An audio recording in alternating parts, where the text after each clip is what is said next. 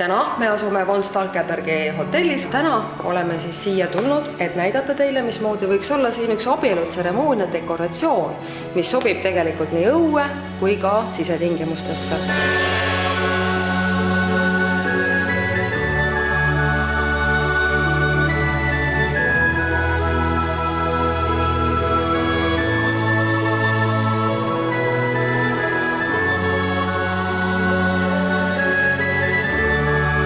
Tseremoonia dekoratsioon koosneb kindlatest osadest, mille vahelt noorpaar läbi tuleb.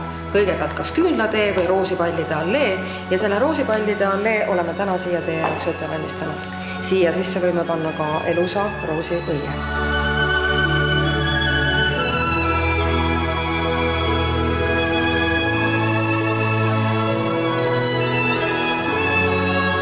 Noorpaari teekond tseremoonia lauani võib olla palistatud ka imeilusate ja romantiliste küünlalaternatega.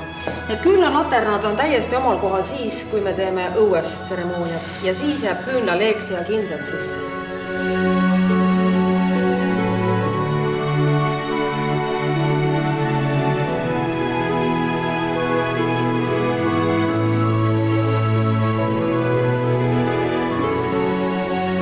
Teiseks väga tähtsaks tseremoonia elemendiks on pulmakaar. Ja pulmakaar võib olla kaetud, nagu me antud hetkel näeme, kangaga, aga võib teha ka täiesti lihtsast Eesti kasest. Pulmakaarel on oma kindel tähendus. Nimelt, kui noorpaar astub pulmakaarest läbi, see justkui sümboliseerib nende esimest koduust, et jõuda tseremoonia dekoratsiooni lauani, kus nad annavad oma lõpliku allkirja. Üks pulmapidu on ääretult romantiline sündmus ja üheks romantika põhiliseks elemendiks on elusa küünlaleegiga küünal. Aga väga paljudes peokohtades ja kahjuks ka kirikus on turvalisuse riskid niivõrd kõrged, et elusa küünlaleegiga küünalt me kasutada ei saa. Ja selleks on meil patareiga küünal, mis väga hästi imiteerib elusat küünlaleeki.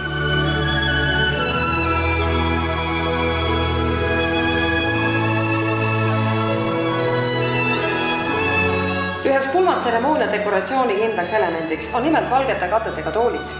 Aga valgete katetega toolidel on kindel funktsioon, nimelt pakume vanematele ja vanavanematele võimalust tseremooniat nautida istudes.